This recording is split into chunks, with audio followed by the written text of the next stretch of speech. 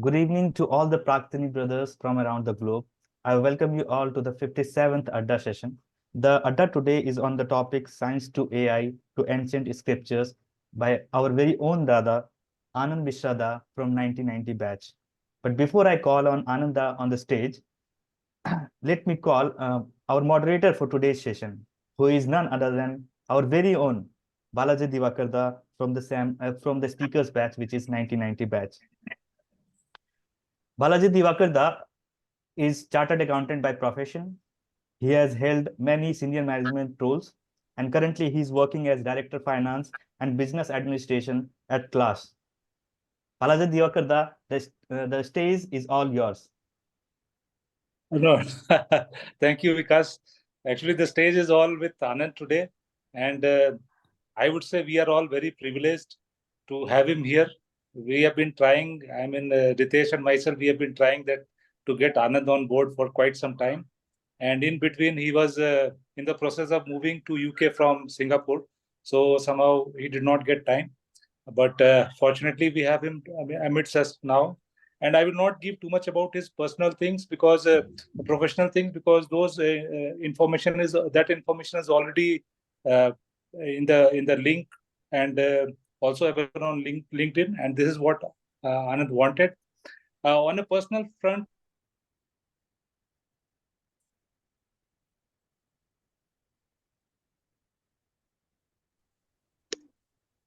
I think we lost him Yeah. for a while.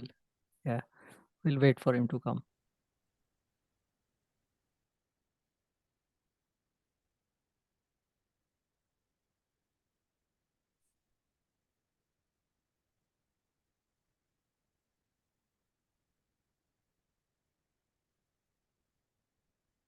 We will wait for Balaji da for a few minutes and then. Yes.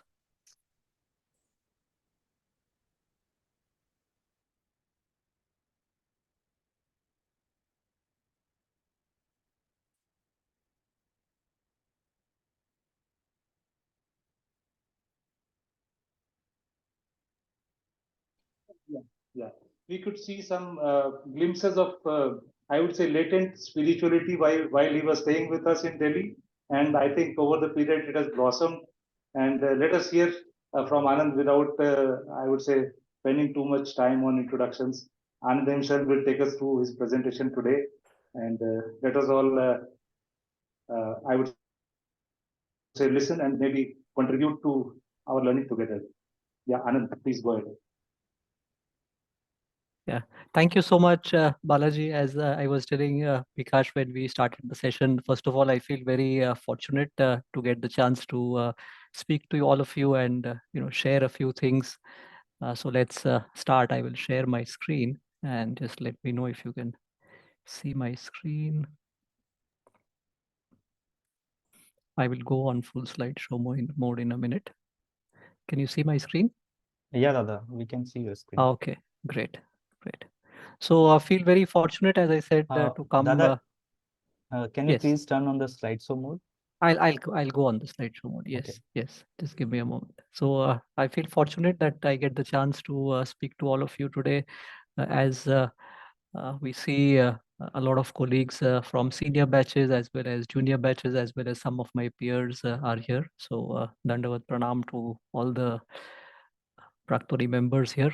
What I wanted to cover today is a little bit about the journey and blessings that I feel I would have received over the years. We'll do a little bit of recap and introduction of the scriptures, the two scriptures that we talk of. Many of you would already be very familiar. So I know this is an informed and educated audience, but anyway, we'll do a recap. And then on the part of correlations between science, scriptures, and artificial intelligence, I actually have 5 examples which we will go through. And then the objective mainly is just to share some experiences and in the process also learn from you what your thoughts are. So we'll make it interactive. Balaji, Bikash, Ritesh, they can come in and interrupt me if it will become boring or so on. And from my side, after the session, even if some of you may be more interested or some of you may want to deep dive a little bit more, then I think that would be good enough for me in terms of the purpose. So stop me in case my screen is not visible, or my voice or my screen is not visible. So to begin with, my humble obeisances to all my teachers, spiritual mentors, devotees, friends, seniors, and most important and above all, to my spiritual guru. As you see, I've just tried to highlight 3 phases as this journey has moved along. And the first phase, all of us have been a part of. So, some have been earlier, some have been afterwards. And there are so many common experiences that we would have gathered there. So those were the formative years. As you heard, I passed out in 1990. I joined Vidyapit in 1985. So that foundation of those 6 odd years, when we talk of, you will hear me use the term material life and spiritual life as I go through. So I think we got a sense of both the things, and I feel very indebted to those formative years in the journey that began. And then, of course, we moved to high school, 11th, 12th, and then to college. There was a little bit of a gap, but I feel fortunate that after that, there was still some touch of spiritual mentorship that continued. So I got the chance to get involved with the Gayatri Parivar. You see the photograph of our guru there. So my wife's maternal grandfather, his name was Prem Shankar Jetli. So he had formed the Gayatri Parivar in Bareilly, Haridwar. He had his guru who was the main founder of the Gayatri Parivar back in India. So there was some association that always happened. That continued from 1994 till the time I started working. Balaji was one of the material mentors in those days. So after I finished my chartered accountancy, started working in 1999, and then of course got married in 2001. So that association, of course, the material life continued, but somewhere there was these connecting the dots, holding back. There was a little bit of chanting. You see, I've put some numbers here where you see BG, it means Bhagavad Gita. I've just referred some shlokas. I won't go into that, but afterwards, if needed, we will come back. And then sometime around 2013 is where my father-in-law gave me the Bhagavad Gita as is, written by Srila Prabhupada. So that was where that mercy started off. And then it was a journey. We are sitting in 2024. After that, at some point of time, if I continue, around the 2008-9 timeframe, I was probably in my mid-30s. Sometimes a lot of us go through the midlife crisis at that point. Luckily, I was able to avert the midlife crisis, and 2 things really stood out. One was reading, which was my passion, and the second, of course, was playing. I was into sports and so on.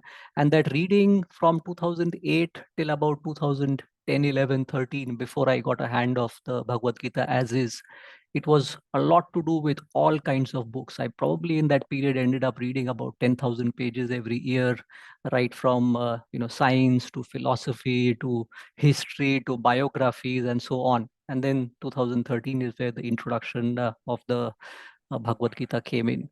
2018, those 4-5 years, apart from my corporate life, I used to end up reading once, twice, thrice. But really, there was not much of retention power that happened. 2018, one fine day, I was sitting, we moved to Singapore from India around 2016 end.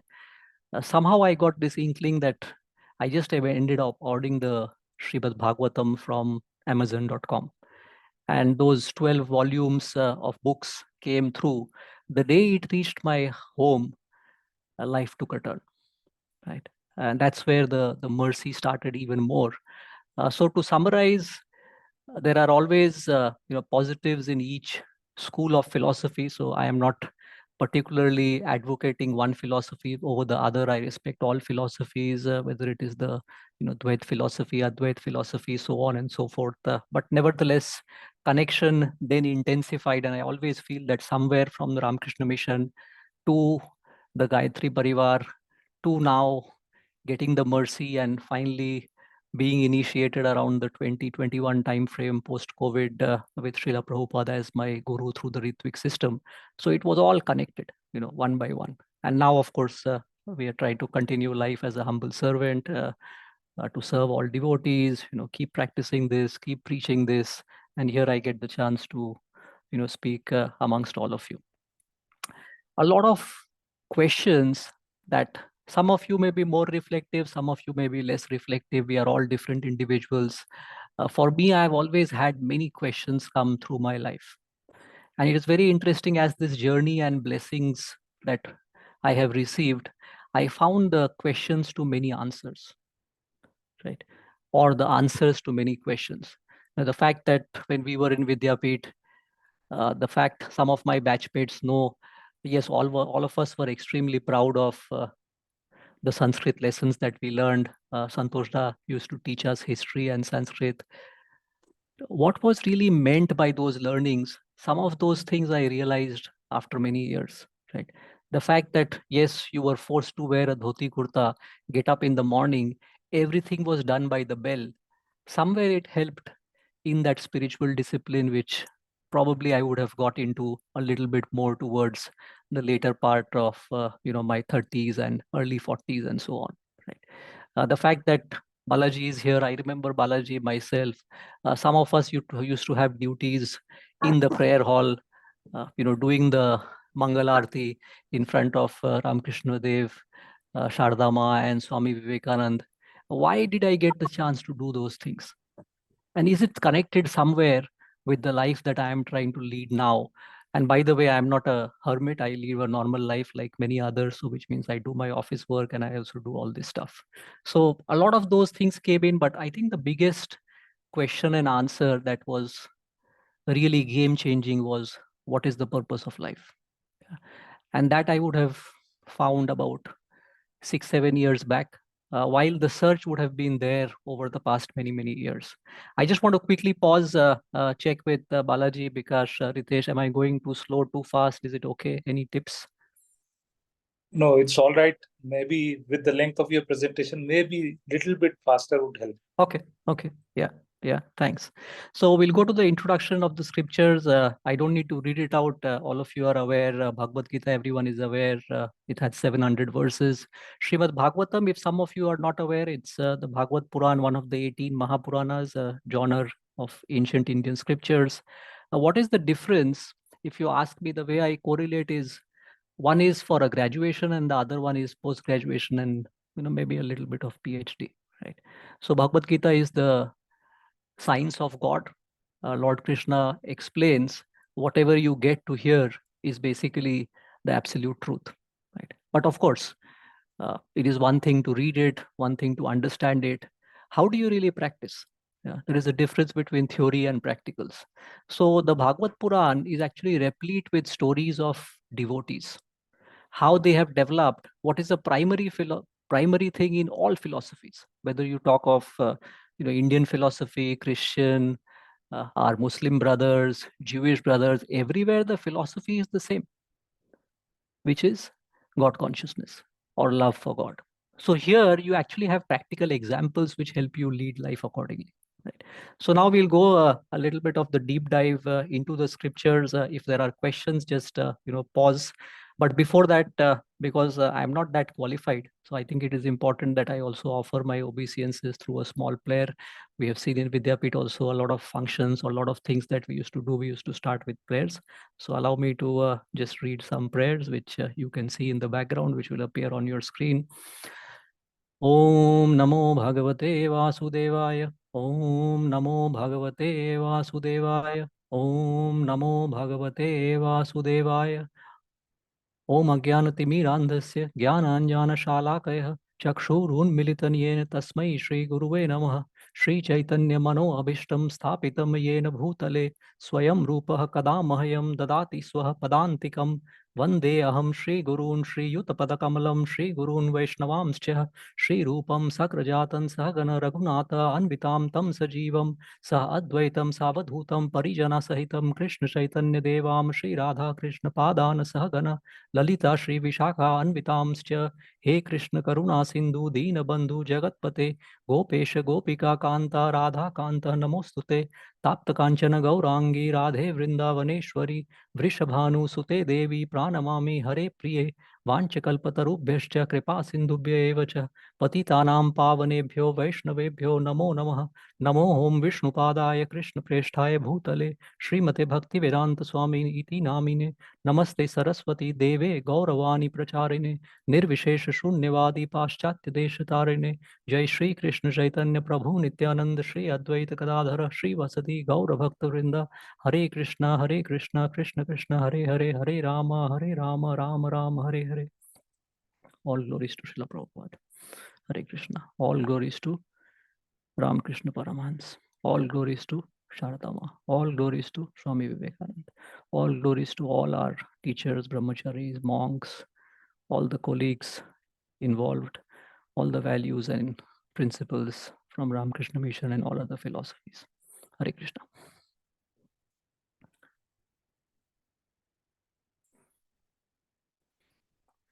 So we'll keep moving on. So Bhagavad Gita, as I said, most of you are aware, 700 shlokas. You see there are 18 chapters. Actually, the first chapter is an introduction, second is a summary. The 18th chapter is also a conclusion. So which means effectively there are just 15 chapters, not so difficult to absorb. Chapter 7 to 12 is the essence. We often say this is an example of having a McDonald's or a Mahaburger. So the essence or the meat lies in between. However, when you actually speak to audiences or to your friends, a lot of times we see that, like in my case also, I explained that 2013, when I first started reading, maybe 2 years, 3 years, I read it, reread it, but really the understanding was not as much. So what does it mean? You speak to people, yes, I read Bhagavad Gita. I read when I was small. I read when I was in college. I know everything. But what we need to remember is there is a difference between material reading and spiritual reading or understanding. Right? But to simplify, Bhagavad Gita has 5 basic truths. Afterwards, if required, we will go into that. And today, in the world of technology, if I look at AI, I remember in one of my LinkedIn videos, I mentioned that there is something called prompt engineering. Right? Prompt engineering meaning what? If you ask ChatGPT the right questions, it gives you the right answers. So a lot of people are being trained on how you can ask the right questions. So sometimes the answers is okay, but asking the right question itself is an art. So you can also learn from that. Why do I bring that? Interestingly, the Bhagavad Gita, Arjuna has asked 17 direct questions.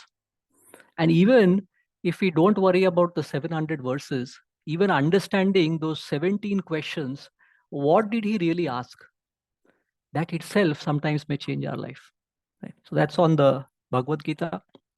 If we keep moving, the Bhagavad Puran is one of the 18 Mahapuranas, as I said. It has 18,000 verses. Srila Prabhupada has translated all these. He calls it cantos, which is basically the 12 cantos. And it comes from times immemorial. What is the story of the Srimad Bhagavatam? If some of you may remember Mahabharata, Maharaj Parikshit, he was the grandson of Arjuna, which means Abhimanyu's son. And when he was in the womb, that is the time where Ashwathama had released the Brahmastra. So he was already a pure devotee because Lord Krishna saved him in his womb. And then, of course, he went on to rule the world. So what happened is during his king days, once he went to meet Samika Rishi. And when he went to meet Samika Rishi was in deep meditation. So he actually did not welcome the king the way Maharaj Parikshit thought he should be welcome as a king. So he got a little bit irritated and he actually did not behave well with Shamika Rishi. And while going back, he put a dead snake on the Rishi's shoulders. When Shringi, Shamika Rishi's son, he came in, he actually got very annoyed with the behavior towards his father. So he cursed Maharaj Parikshit that after 7 days, a snake will bite you and you will have to leave your body. So the whole story revolves around that in those 7 days, then Parikshit Maharaj met Sukdev Goswami, who was Vyasdev's son, and he narrated the entire Bhagavatam in 7 days, where Maharaj Parikshit listened to it without having any food or water, because he wanted to find out, now that I have 7 days before I die, how can I ensure that I get liberated? So that's the story behind this. So in the interest of time, I will keep moving. And there is actually no topic which you will not find in the Srimad Bhagavatam. Right. So in terms of stories, the cosmic manifestations, you will find everything about creation. You will find the story of Prahlad Maharaj. You will find the story of Dhruv Maharaj. If you remember Dhruv Tara, we will see some of that in the correlation and so on. But anything from philosophy to medical science to history to literature, there is nothing that is not available. But I think the challenge with us has been that we have not had the chance or opportunity, as we say in English, devil lies in the details. So when we see the correlations, we can go a little bit into the details. I'll maybe pause here and just try to ask anyone in case somebody has some questions, or we can make it a little bit of interactive before I move on. Ritesh, Balaji, Vikash, any reactions, questions so far? I'll just stop sharing my screen again.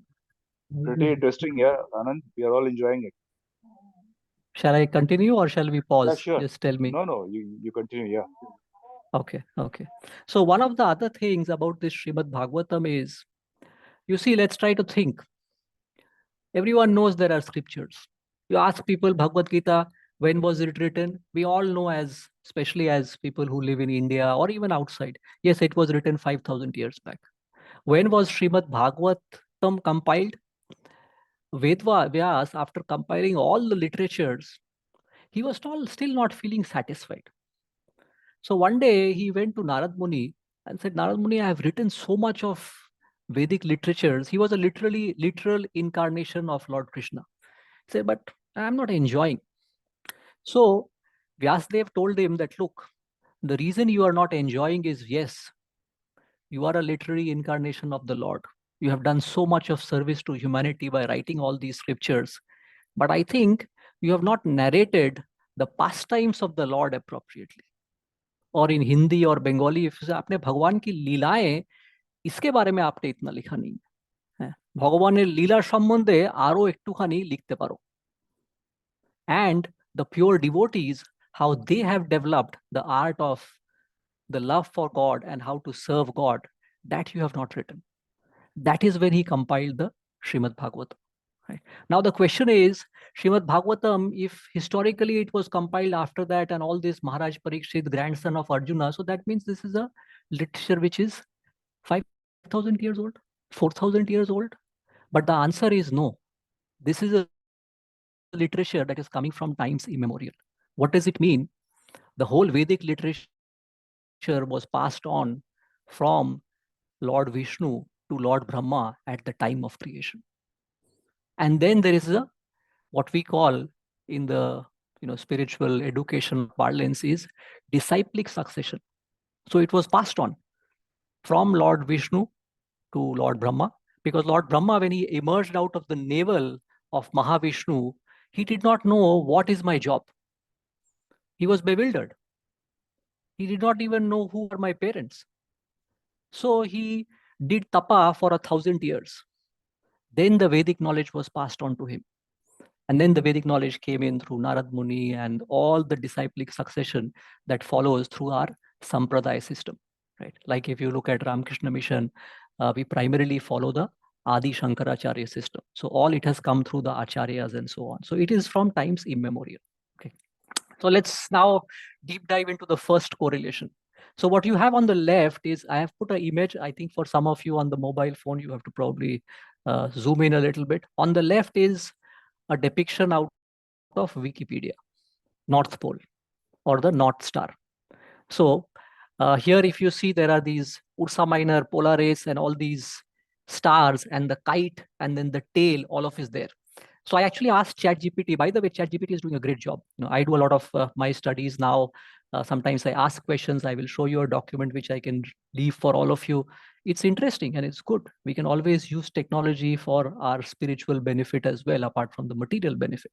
So I asked ChatGPT, tell us what is written in Wikipedia and available in modern science about the North Star. So it says modern astronomical perspective, and you all know this. Polaris, located almost directly above Earth's north pole, Polaris appears to stay almost completely still in the sky while all other stars seem to circle around it. And if you remember, when we used to read history, Santoshda used to teach us, we often used to also make a little bit of fun because he used to come to the classroom with a long route. So we used to say, Santoshda, aaj Vasco da Gama route se aa rahe hain. So jab Vasco da Gama and a lot of our explorers, they used to actually rely on the North Star to use their own navigation where we did not have. Today, if you see, we have everywhere we use Google Maps, right? Everywhere there are GPS systems, right? And when you go to the Srimad Bhagavatam, in the 4th canto and the 5th canto, the 4th canto has the story of Dhruv Maharaj. Right? We can see a few verses out of that. The 4th canto, chapter 8 to chapter 12. The story of Dhruv Maharaj was the grandson of Lord Brahma. So Dhruv Maharaj, his father, King Uttanapad, had 2 wives. Dhruv Maharaj's mother, Shuruchi, and the other wife, she was more dear to King Uttanapad. So obviously the other wife had children. So one day, King Uttanapad was sitting with the children on the lap of his favorite queen. And Dhruv Maharaj wanted to go and sit in his father's lap. So the other queen told Dhruv Maharaj that you are not even capable to actually come and sit on your father's lap. Forget about imagining you will get the throne. Dhruv Maharaj was a small boy, 5 years old. He actually got very offended. And he told himself that I am going to take a vow that I should be getting a kingdom that is even bigger than what Lord Brahma has. And as a small child, he went to his mother and said, Mother, I am not happy with this. What should I do? I want a kingdom which is bigger than what Lord Brahma has. And Lord Brahma has the biggest kingdom because he has created the universe. So his mother said that, I'm sorry, son, the only option you have is you have to go and pray to Lord Vishnu. He said, okay, I will do it. But this is going to be hard. So he decided as a small boy, 5 years old, he decided to go to the forest. Now he started going to the forest. The question is, he did not know the standard operating process of devotional service. How can I satisfy Lord Vishnu and get this kingdom? As always happened with these leelas, there is always somebody who comes in to help. So Narad Muni came in. What do you want to do? This is what I have decided. This is going to be extremely difficult. Be careful. He said, no, I will take a plunge. So, okay. Sometimes we take a plunge in our corporate lives or personal lives, we will go there. Then Narad Muni gave him the magic mantra, Om Namo Bhagavate Vasudevaya. As a small child, Dhruv Maharaj's story, why it is unique? Because there are several stories of great devotees. He was probably the only devotee where the Lord actually gave him a darshan in 6 months. Right? So if you look at your own careers, whether you look at your material career or spiritual career, we take millions of lives or material progress. If you see 20 years, 30 years, we reach where we are. Dhruv Maharaj in 6 months, he practiced tremendous austerity. But of course, this is a tale from the creation of the universe. So that was Satyug. In Satyug, you can actually do those austerities. So as a small child, he did that. And then the Lord came. When the Lord gave him darshan, the Lord touched his head. And as happens, the standard operating procedure, when the Lord touches you, then all of the Vedic knowledge gets transferred. So when it got transferred, Dhruv Maharaj realized, I have made such a big mistake. Why? Because if you are trying to be a devotee of the Lord, you cannot ask for anything material.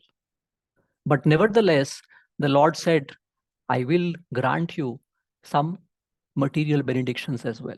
Right? So let's see what the Lord granted him. We will look at the actual shloka. And you will now try to also see the correlation between what science knows and what Wikipedia has written. So we are now on the 4th canto, the 9th chapter. We are looking at shloka 20 and 21. And the Lord said, My dear Dhruva, I shall award you the glowing planet known as the pole star, which will continue to exist even after the dissolution at the end of the millennium. No one has ever ruled this planet, which is surrounded by all the solar system's planets and stars. All the luminaries in the sky circumambulate this planet, just as bulls tread around the central pole for the purpose of crushing grains. Keeping the pole star to the right, all the stars inhabited by the great sages. Now you remember the picture I showed you on Wikipedia where you had all the tails and everything. By the great sages like Dharma, Agni, Kashyapa, and Shukra circumambulate this planet, which continues to exist even after the dissolution of others. And I'm just showing you one shloka. There is enough that is also highlighted in there. So let me go back again to the screen. So this is one. And second, I explained to you that while I was asking ChatGPT the other day that tell me what is the difference between the Big Bang theory and what we have understood in terms of the detail of how the universe was created as far as our scriptures are concerned, which is outlined in the Srimad Bhagavatam. Right. So in the Srimad Bhagavatam, in the chapter 23, you have the Shishumara planetary systems. I won't go into the details, where you will actually find how all of what is mentioned in Wikipedia, it's all there. But of course, there will be much more in the scriptures as compared to what modern science would have understood.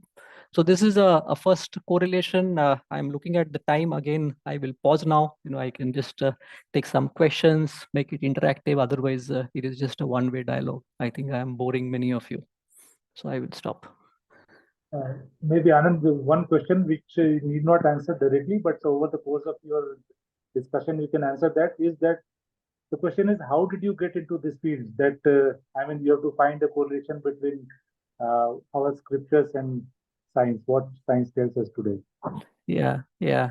So no, I think I'll answer that now itself, Balaji. So that period from 2008 to about 2011-12, and maybe if I will stop sharing my screen and show you on the right. I have all my material books with me.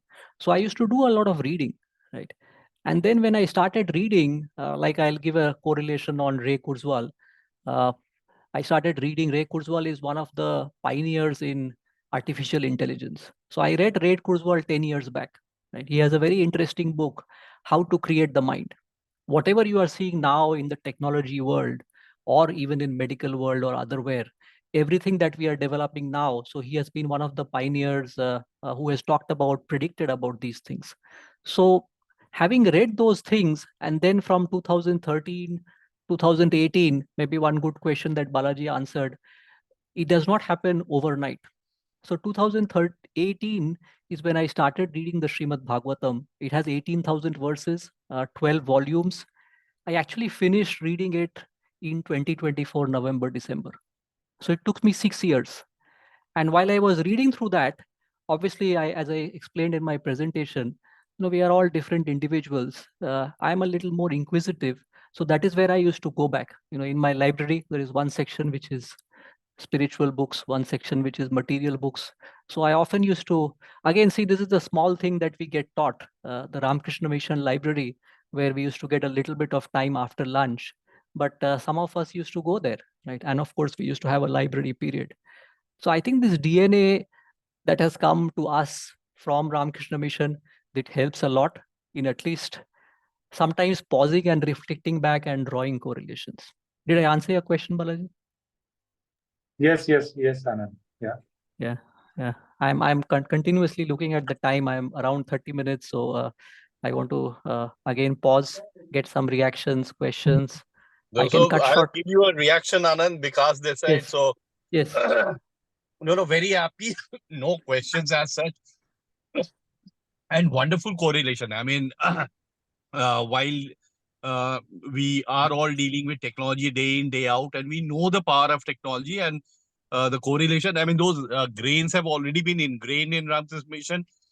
It's only just to let that, a little bit of Alice in Wonderland, let loose that Alice in Wonderland. So that's there. And wonderful. Keep continuing in your discourse next 30 minutes also, especially the correlation with science. I mean, that's really the interesting part, which I feel. And probably now I realize that these one Adda is probably not enough, and we'll catch hold of you for some separate ones. Yeah. Yeah. No, thank you. I'll pause to get more reactions. Ananda, Sankalpda has sent one question. He has asked what kind of anomalies you find between the two instead of correlation. Wonderful. That's a great question. So let me open up. Very interesting. I will not answer that. I will afterwards share this document with all of you. So this is, if you see the name of the document, AI speak on scriptures. And I have the also the fortunate chance in my material life that my team, as I lead bid management in SAP, we are doing a lot of experimenting with AI, right? So I spend a lot of time with my team, and I personally use those questions or prompt engineering to ask ChatGPT and get the answers. It is, of course, an internal ChatGPT version of SAP, so I cannot share that. But I actually asked ChatGPT the same question. So if you see here, tell me the story of Srimad Bhagavatam. How does it compare to the scientific explanation of Dhruv Tara or North Star? And how did Lord Brahma create the universe? How does it compare to the Big Bang Theory? And it's very interesting. Why do I say interesting? Is because ultimately AI technology is being developed by humans, right? So when you ask ChatGPT, it actually gives almost a 80% accurate description from the Srimad Bhagavatam. So I love this because it means that I can also prepare. I have the fortune of doing a little more sessions like this one. I have a weekly session that I have to do on Tuesday and Sunday with a small group of devotee friends. So it helps me. But it has been created by people who still have more a bent of mind towards the material versus spiritual, right? So if you see, this is what ChatGPT is saying, and to a certain extent it is accurate. Both Big Bang and Bhagavatam suggest beginning or a point of creation. However, the process of creation is described differently. So that is the difference. What is the other difference? The other difference is Big Bang theory talks about a single creation event, whereas Bhagavatam or even Bhagavad Gita, Lord Krishna clearly says, and we all know, in especially people who are living in India, we all know in Hindi we say creator कौन है, maintainer कौन है, destroyer कौन है, right? So the Indian scriptures, they explain that it is a process of creation, maintenance, and destruction. But interestingly, ChatGPT is saying some interpretations of quantum physics and cosmology have proposed a cyclic universe, but these are not universally expected, right? Now, the beauty or the fun is, which I laugh when I read. Why? Because material people are creating AI, right? So here is where my difference of opinion will come. It gives me a disclaimer, like we say, terms and conditions apply. It says, please remember that Bhagavatam is not a literary scientific explanation. It is a spiritual or mythological explanation. Now, I like to be humble. As I said, I respect all philosophies, but Indian scriptures is not mythology. It is real, right? So it continues to give disclaimers whenever I ask all questions. So it says Brahma's creation, this is about morality. Actually, it is not about morality. It is reality, right? So I am doing my bit. Maybe if I train more AI, tomorrow it might give a reverse to this answer. That will not happen because AI is being created by ChatGPT, the Googles of the world, the Microsofts of the world. But hopefully, this answers your question. But there is a lot of similarity, right? And wherever there is a difference, I would say from my limited knowledge, and there is one correlation I can give. I know there are some doctors here, so they may beat me up, but there is one correlation in terms of the 9 months of pregnancy, where I have this book, which is the standard Johnson's book, which is a home book, where when you have our daughters or our spouses expecting, then you can read that book. And in the Srimad Bhagavatam, in 3rd canto, there is a vivid description of what happens from the first month to the last month.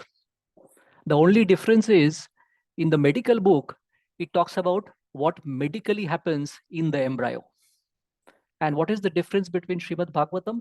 Srimad Bhagavatam, apart from what happens in the mother's embryo, on the medical side, it explains how the soul inside the womb prays to the Lord. That is the beauty, right? So again, I want to pause. I want to check, Prabhu, if I answered your question or I deviated. And I have to also stick in time. I have the bad habit of speaking a lot.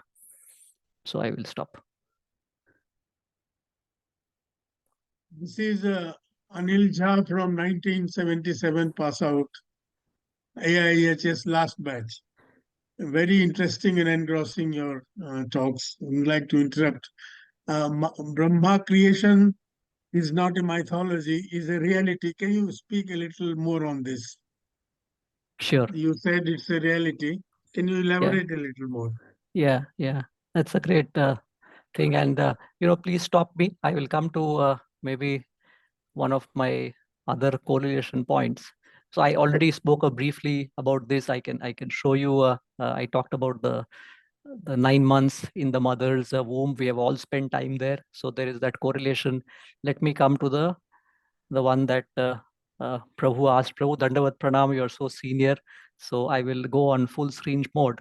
And I have mainly prepared myself on the books that I have read, right? So whatever is on the left side is books that I would have read, not that I have just done some research. And the right is where, Lord has a little bit of mercy. So I am reading through that, right?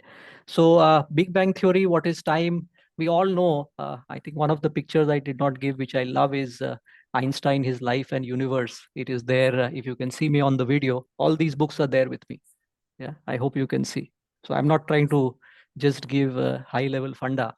So when Lord Brahma created the universe, before that I wanted to share, Jared Diamond is a very famous author. He's a sort of anthropologist, historian. In Guns, Germs and Steel, as you see, he has written a short history of everybody over the last 13,000 years, right? And in Collapse, he explains how big societies have finally collapsed, right? So there was an incident around the 2010, 11, 12 time frame. I have worked with SAP most of my career. So I was in India and I was very fortunate. We used to do a lot of corporate social responsibility activities. So in those days, I was working with a small project team and we were helping Autism Society of India. And I remember one of the 26 Januaries before that, we had actually launched an IT sort of, portal for them. And then they had invited some of us for a keynote on 26th of January. I don't remember the exact year.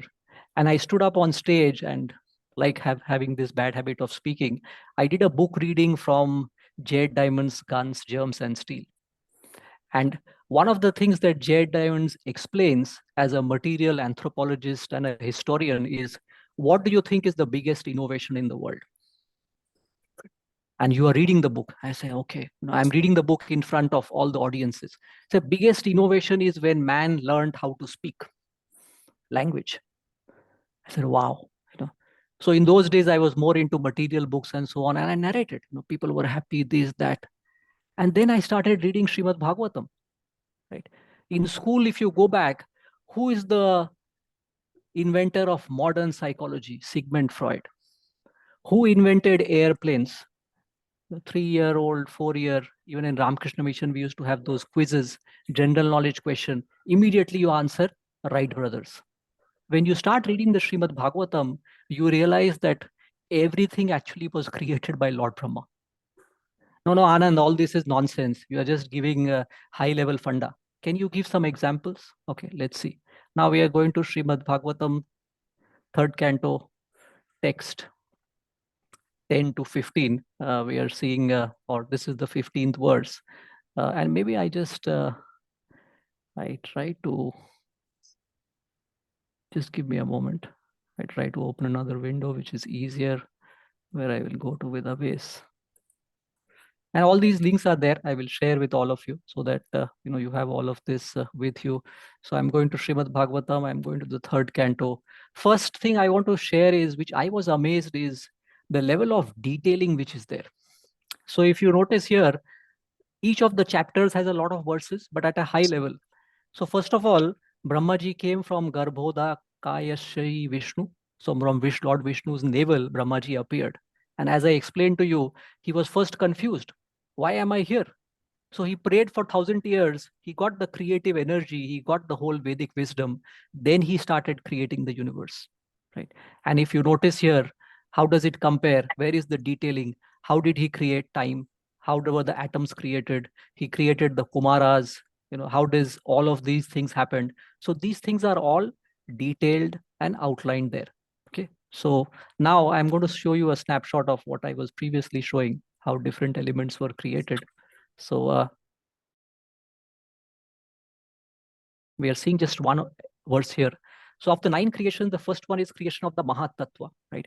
If I had to explain in a simple term, then this is also there in the Bhagavad Gita, the 7th chapter, the 4th verse. It says, Bhumi Rapo Analah Vayu Kham Mano Buddhi Revacha Ahankar Iti Yam Me Bhinna Prakritir Ashtadha, which means the Lord, this Mahatattva is basically the Lord created this out of 8 elements, 5 gross elements and 3 subtle elements. What are the 5 gross elements? It is Bhumir, Apo, Analah, Vayu, and Kham. Air, water, fire, earth, and ether. Ether from where the sound comes. And 3 gross elements, which is Mano, Buddhi, and Ahankar. Mind, intelligence, and false ego. Right. So think about, again, Ramakrishna Mission, going back, lab, we are doing an experiment. We actually assorted these 8 elements. This is called, in spiritual parlance, it is called Pradhan, which means now, in our days, we had our chemistry teachers, our physics teacher, Nandita was there, Julanda was there. So imagine chemistry experiment, Julanda has now created these 8 elements have been put on the lab desk. This is Pradhan. Then what Lord Krishna does is, he actually brings life to these elements through this process, through Mahavishnu, through then Brahma. But in principle, he does it because Brahma and Lord Vishnu are all expansions of Lord Krishna. So he, in spiritual language, we say he glances over material nature. Pradhan becomes Prakriti. That's how nature gets evolved. So that's one explanation. Just to finish off on this one, because I'm in the I'm keeping a tab of time. Text 37 onwards. So we'll just go back to where I was showing here on the Veda base. Just bear with me.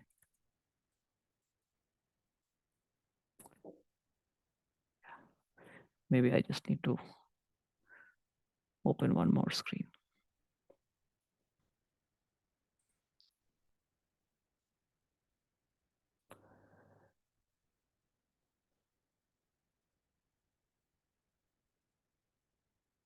So this is one small example where from the front face of Brahmaji, the 4 Vedas, these became manifest, right?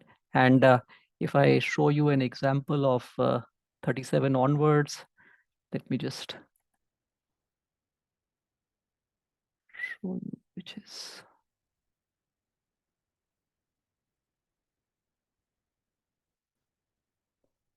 I know we are now out of time, but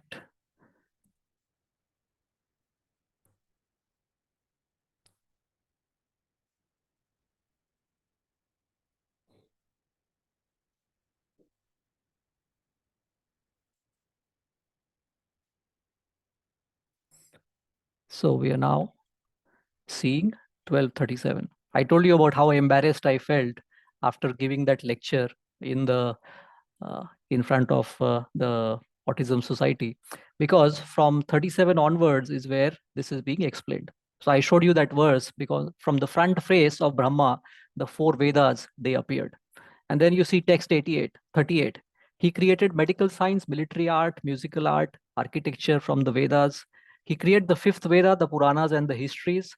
All the different varieties of fire sacrifices, it all got manifested from the eastern mouth of Brahma. You see the detailing inside the mouth, there are different portions, right? Education, charity, penance, and truth are said to be the 4 legs of religion. Brahmaji created that in systematic order, right?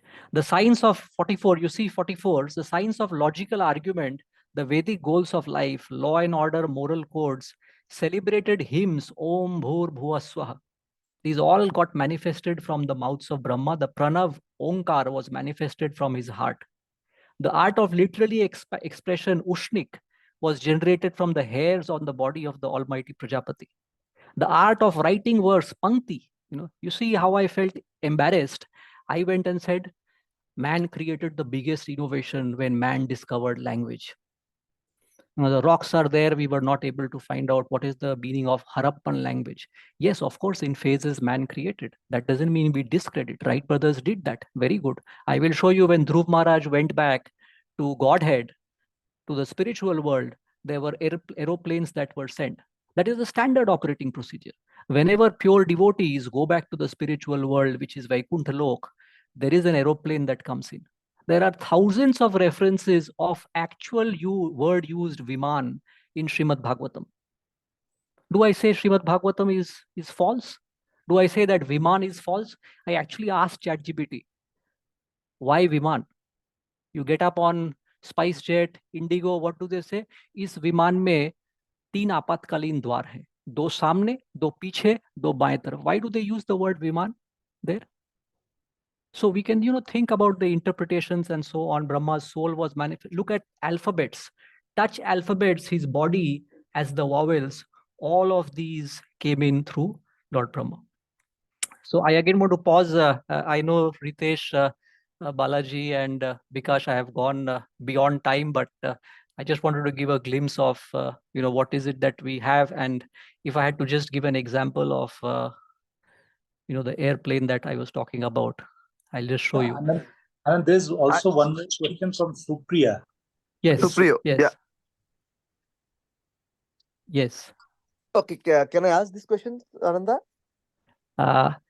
Yes, please. Okay, bit different. Because I'm not into these readings, all the scriptures, Yeah. but still you have riveted me into your discussion. That's commendable. Okay, probably you are prompting me to go through and revise a few things which I did in my school. I have a question. Like, okay, so much intellectuals into these writings, all these books, all the scriptures, but what do you think? When did we lose our track? Why did not we evolve so nicely as Indian? I mean, Indian culture or India. Why did not we evolve? What is the cutting point? What did that happen in history that has actually cut off that intellectual evolution? I love the question. Is there any other question before I answer that one? I think this was the only one in the chat box. Okay. So let me go back I again. would like to add. Yes. I would like to Yes. add that as you describe the various chapters from 37 onwards, I can see that all the modern scientific imaginations, they can be traced back to the scriptures. Yes. Like when you talk about Dhruv Tara, and you are basically talking about a human being transported to another planet. Yes. That we have our programs for searching out for intelligence and aliens or aliens on some other planet.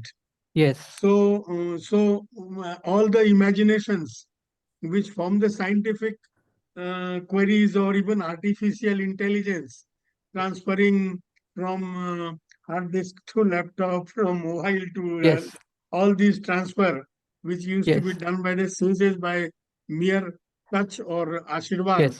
Yes. All those emanate from our scriptures, and that makes your Brahma reality a very real. Yes. Prabhu, this is very nicely said. In fact, before I answer our other colleague's question, actually, the material world is a replica of the spiritual world. Right? This is what we have been taught. What does this mean? Whatever you notice in the material world is not going to be significantly different than the spiritual world. That's where you see the commonalities, and which is where Albert Einstein, Isaac Newton, whether all the scientists, medical professional people, all the people who have made contributions, they have to be respected a lot. But there will always be a connecting of the dot. Why? Because this is a replica of the spiritual world, but there will be limitations, right? So I'll just go back to answer our colleague's question. And as I said, the 700 verses in the Bhagavad Gita, we actually don't even need to go to the Srimad Bhagavatam. Because as I said, Srimad Bhagavatam is more of post-graduations, PhD, this, that. Even if we can spare a little bit of time on the graduation book, which is the Srimad Bhagavad Gita, that itself will give all the answers to any question that you may have in life. So now the question is, where did this knowledge get lost? So for that, we have to go back to the Bhagavad Gita, chapter 4. right? So I will go to chapter 4 and I will share my screen. Just bear with me a moment. I had many screens open, so I just stopped sharing. So let me share again.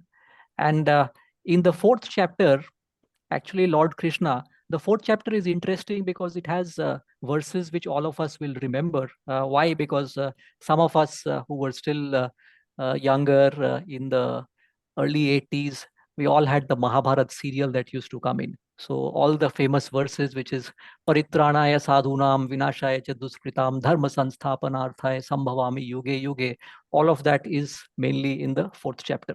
So 4th chapter actually is transcendental knowledge, right? So if you look at the starting of the 4th chapter, Lord is saying, I instructed this imperishable science of yoga, which means all this Vedic knowledge. One we saw in Srimad Bhagavatam, the Vedic knowledge was given to Lord Brahma. But like the question is, if it was coming through disciple succession, where did the chain break? Why should I answer that? Right? In all our classes, Srila Prabhupada, and of course the mercy of all the previous gurus, Ramakrishna Mission, Gayatri Paravar, all of them I have to thank. But Srila Prabhupada always used to say, when you are doing these sessions, don't give your own perspective. Show what is there in the scriptures. So I am showing what is there in the scriptures. So you see text 2. The supreme science was thus received through a chain of disciplic succession, and the saintly kings understood it this way. So Lord Krishna spoke the science to the sun god Vivaswan. Vivaswan instructed to Manu, the father of mankind. Manu instructed to Ikshvaku. But the Lord Krishna is telling Arjuna, this supreme science was thus received through a chain of disciplic succession. Actually, kings, if you notice, we always say the king. Now, of course, kings, politicians, in Kali Yuga, you don't see that. But in the other yugas, the kings were representative of God. So their primary job was not only to serve and have a good citizenship and a good model in place, like we say Ram Raj. Their primary responsibility was also to make the population God conscious. So they were a representative of God, right? So Lord Krishna is explaining that through the chain of disciplic succession, who is responsible to ensure that this remains? Obviously the king, but the king was always advised by the Brahmanas. But somewhere in course of time, the succession was broken. Therefore, the science as it appears has been lost. So 5,000 years back, when Kali Yuga started, Kali Yuga actually started after Maharaj Parikshit took over. Right? So again, those details are also there in the Srimad Bhagavatam. But around 4,000 years back, this science was broken, and because of which Lord Krishna on the battlefield of Kurukshetra gave Arjuna this science. Right? That very ancient science of the relationship with the Supreme, the absolute truth, which means, which I have to say before we close the class, is what is the absolute truth? There are 5 truths I have explained, 5 truths of the Bhagavad Gita. We'll come to that, but first let me answer. And you see, Arjuna is asking very interestingly on our behalf. You are telling me, Krishna, that you instructed this science to Vivaswan. Vivaswan is much senior to you. How do I believe that you instructed the science? Then the Lord says this beautiful verse, which is verse 5. Many, many birds, Krishna, Arjuna, you and I have passed. You don't remember. But I remember them all. Why? Because I am the Supreme Personality of Godhead. I am Param Parameshwar. Right? And then you all know these verses, which is text 7, which is Paritrayas. Why does the Lord take birth? And you see in this class, we are all here. I'm so grateful that you have been able to spare a little bit of your valuable time. Why this is important, right? The main philosophy of all of this, what is the purpose? The purpose is, first of all, there is clearly a distinction between a material world and a spiritual world. In the material world, unless we spiritually awaken ourselves today, we will be in the repeated cycle of birth and death. Janm aur mrityu ke changul mein faste rahenge.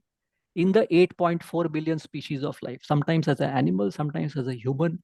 Now, because we have got this human birth, which is very rare, it is important to realize what our permanent address is, and which is, partly in my introduction as we end. So the point here is, the Lord always resides in the spiritual world. There is a distinction. The spiritual world is actually 3/4 of the size, and the material world, which has multiple universes, asankhya Brahmand hai, asankhya Brahma ji hai, sab jagah it is the same. but this is not our permanent home. So we have to go back to the permanent home, which is a spiritual home, right? So we saw how the disciplic command broke when Lord Krishna came in and passed that. Of course, now it will continue to reiterate. Why? Because we are living in Kali Yuga. Kali Yuga started about 5,000 years back. It will continue for another 4,000, 32,000 years. Each yuga has fixed time limit. So the quality of life and the fact that we will get more and more disassociated with our spiritual lives, but we are very lucky because we have started with Ramakrishna Mission, right? So maybe through this session, some of you might want to reignite some of that, right? But I just want to, highlight one verse. Even you are coming to the class today, everyone knows that Lord Krishna took birth, but the fact that Lord Krishna took birth, why does Lord Krishna take birth? Why? Because of text 7 and 8. There are only two things why he comes. His standard operating procedure. One, to annihilate the demons, and one is to dharma sansthapanarthai, and to protect his devotees. Now, what is important?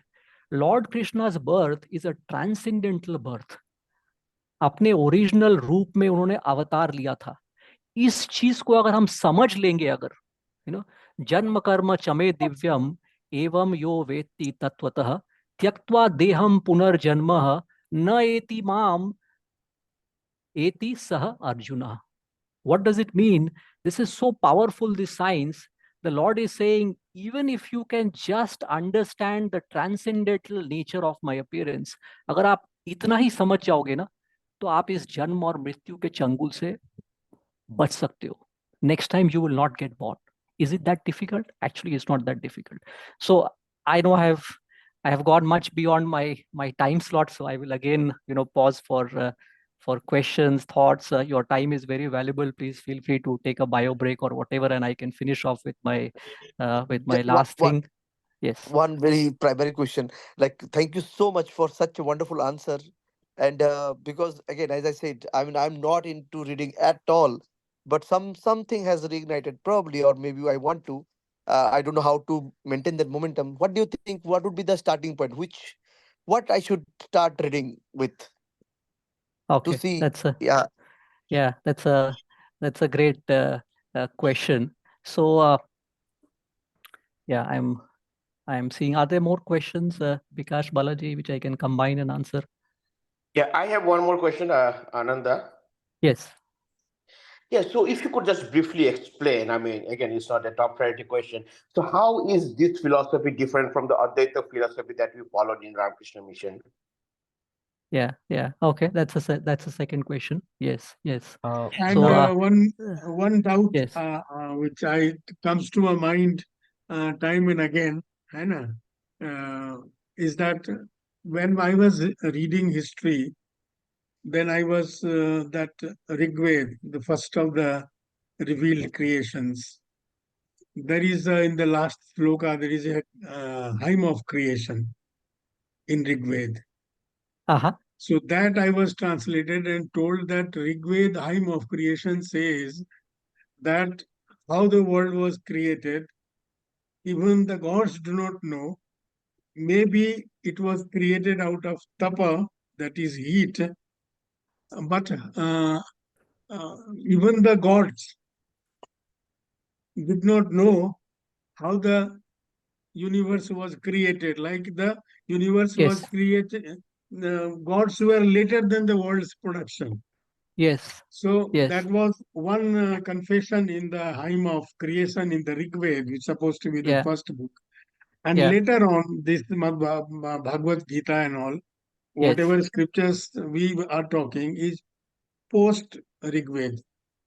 And this confession of ignorance of how the world was created, maybe the gods even know or may not know.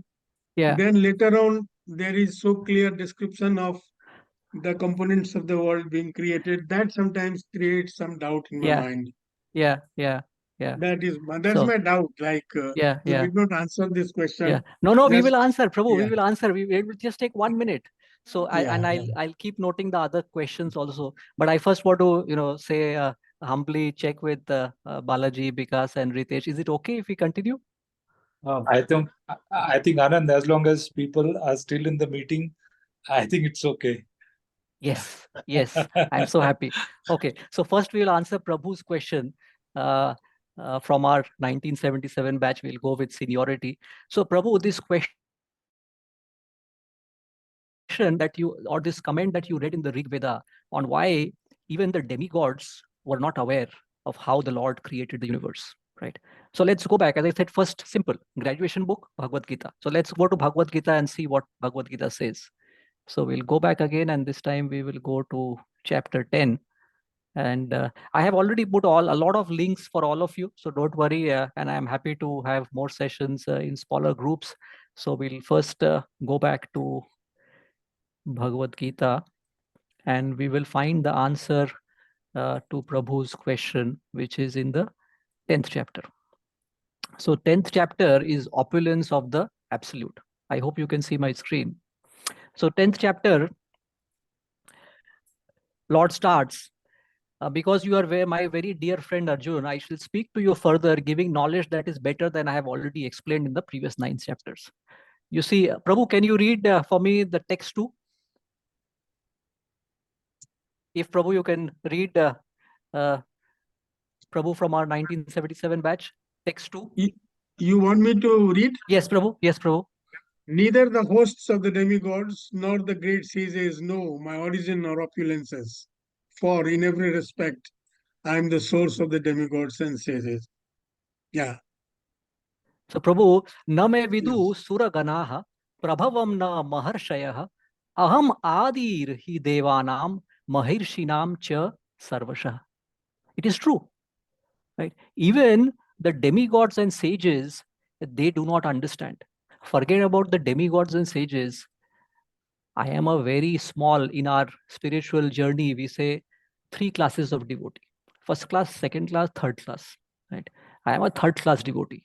We have terminologies: Kanisht Adhikari, Madhyam Adhikari, Uttam Adhikari. Uttam Adhikari, first class devotees, pure devotees, right? All are sages, like, of course, we have all these stories in the Srimad Bhagavatam: Dhruv Maharaj, Ambarish Maharaj, Prahlad Maharaj, Srila Prabhupada, Ramakrishna Paramhans, Swami Vivekananda, all these sages, they are first class devotees. But when you think about the demigods, even Lord Brahma, Lord Shiva, they have expressed the fact that they cannot understand the opulence of Lord Krishna. परम परमेश्वर को वो ही नहीं समझ सकते, हम कहाँ से समझेंगे, हम और आप कैसे समझ सकते हैं? Yeah, so that is to answer your question. And so Prabhu, I showed you this. The 10th chapter is very interesting, and it also has one very nice, actually not this one, I will show you just in the context. Before I answer the question, I'll answer the Advait question first, and then I'll come to Prabhu's question on where is it that we can start. So this is or actually let me share this shloka when I answer where is it that we can start question. So now let's go back to the Advait and Dvait philosophy question. So I will go back to this chart, which I explained in terms of the formative years.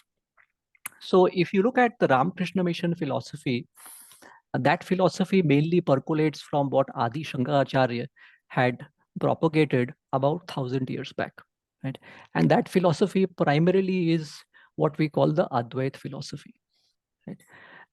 And the Dvait philosophy is, like, for instance, if you see, I have had my journey where we were all in the formative years. Maybe we were small enough not to understand so much at that point of time, but it is not that we did not have the chance to read Swami Vivekananda's Bhagavad Gita or Karma Yoga. If you remember, all those books were there, right? So those are definitely one way, like Ramakrishna Dev used to say, Joto Moth, Toto Poth, right? But if you think about Indian philosophy, primarily 2 types of path, Dvait and Advait.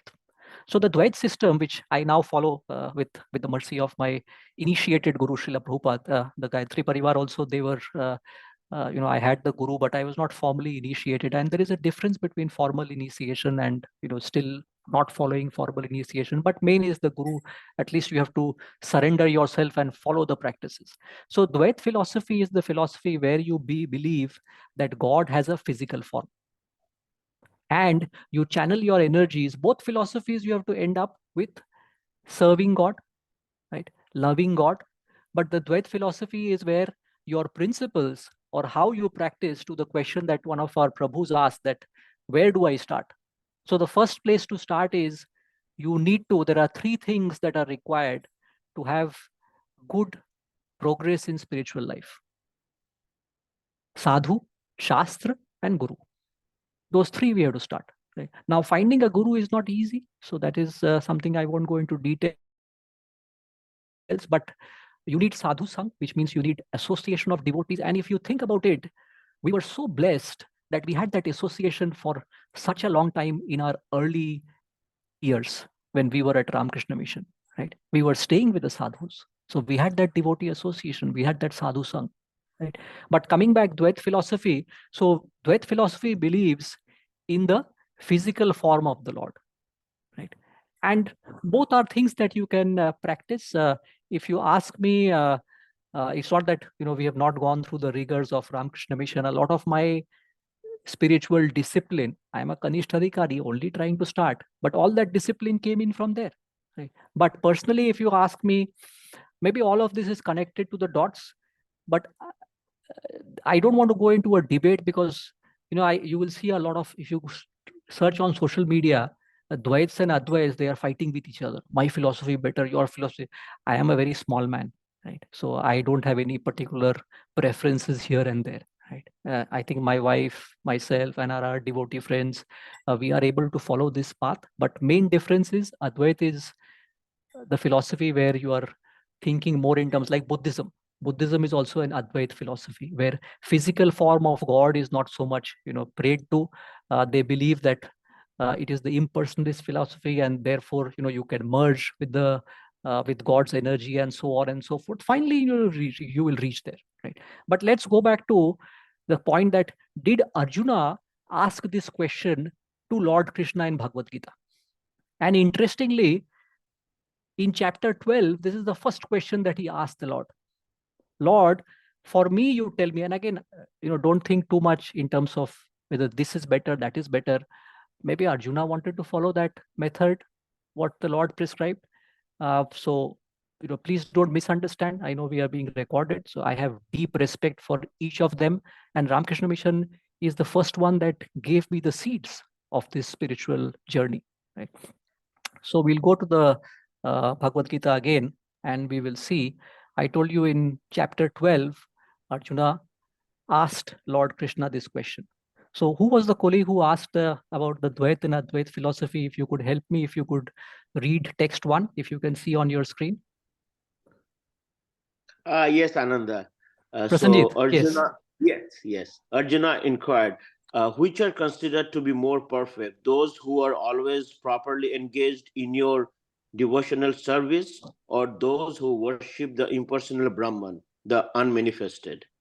So, somewhere he's asking basically, tell me, Lord, whether the Dvait philosophy or Advait philosophy, which one you think is better.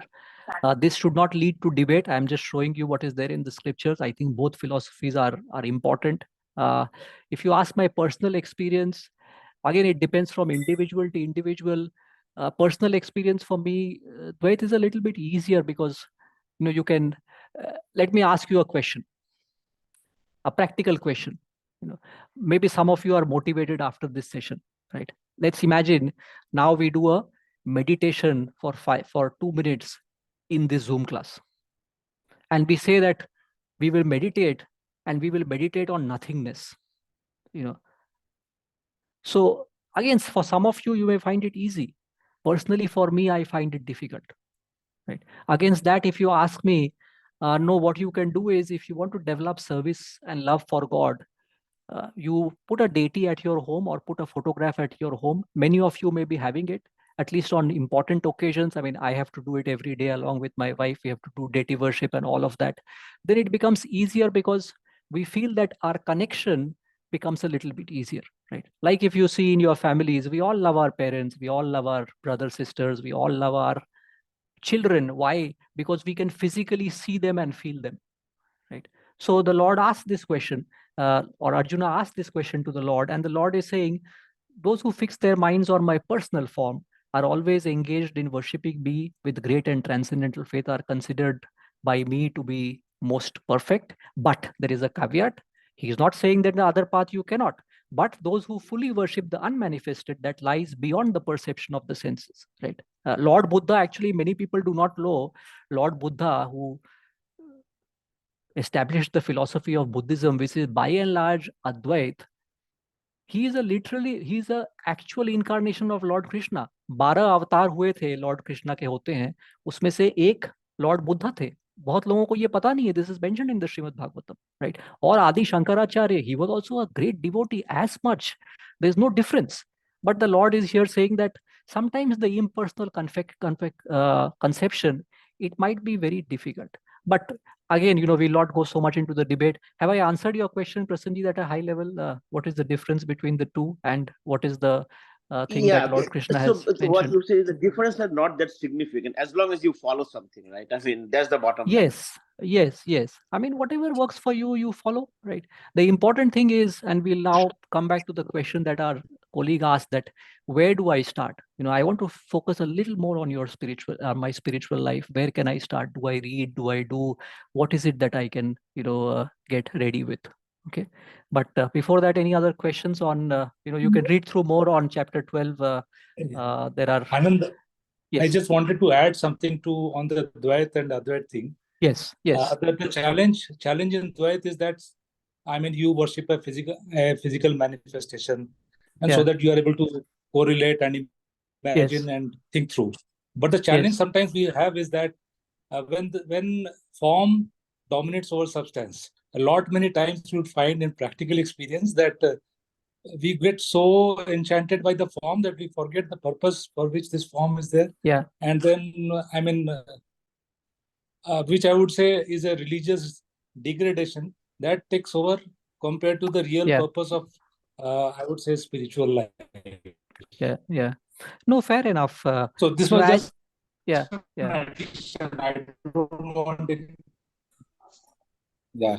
Yeah.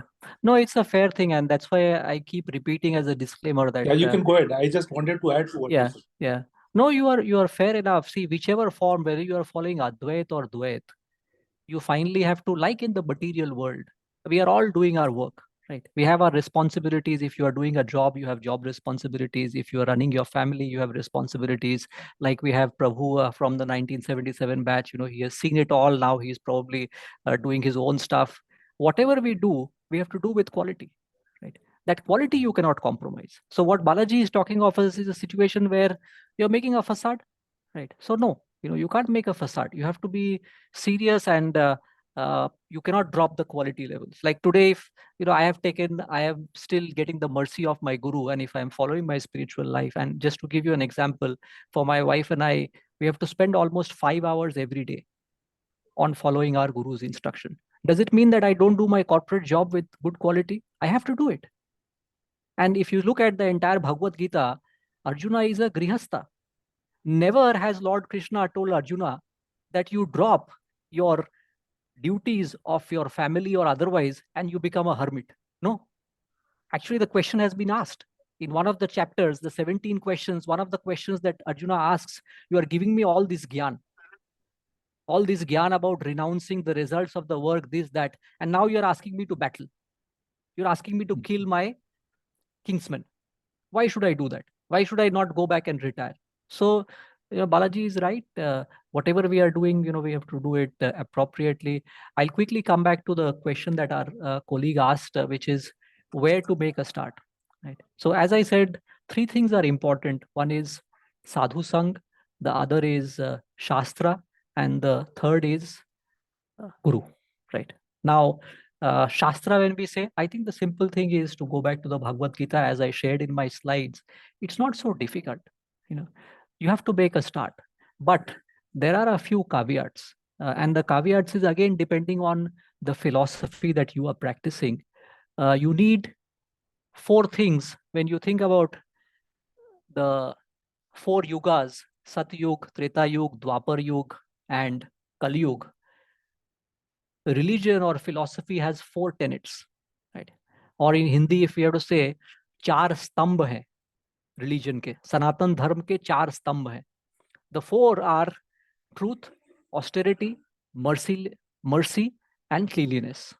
These are the 4 things. And in Kali Yuga, what happens is, as the yugas pass, in Kali Yuga, there is only one stump standing, because that is how gradually, that's how we have all forgotten what is our constitutional position. What is our constitutional position? The 5 truths in Bhagavad Gita.